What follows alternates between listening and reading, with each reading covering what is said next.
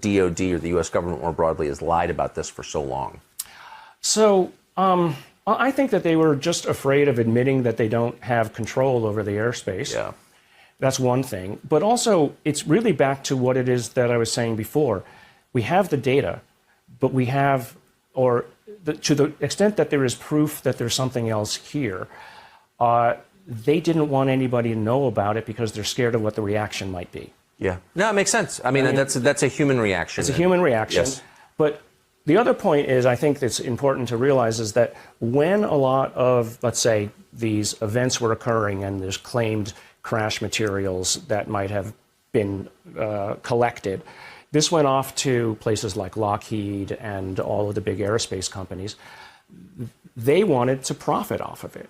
And many of them basically took a lot of the information, set it aside, and they decided, okay, well, we're going to profit off it. We're not going to tell Congress what this is all about, because if we do, then maybe we have to share this with McDonnell Douglas or something. How could so if an aerospace, and I've heard this theory from very informed people, I don't think it's a theory, it sounds true, that if there are crash materials, and apparently there are, those reside in the custody of not the U.S. government, but of contractors that work for the U.S. government, aerospace, defense contractors. Right.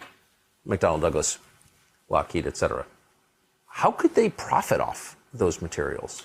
Well, one, they can continue to ask for black budget money. Oh. For it. Right.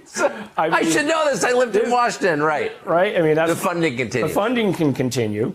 You might hope eventually that you can understand it, right? But and thereby profit off of it. But my point has been that whatever this stuff is hundreds of technology revolutions ahead of us and understandings of physics that we don't appreciate. Right. So it's kind of like, the old saw is send a cell phone back to a Neanderthal and see what he does with it. Pound rocks. He eats it, yeah. So. No, it's totally right.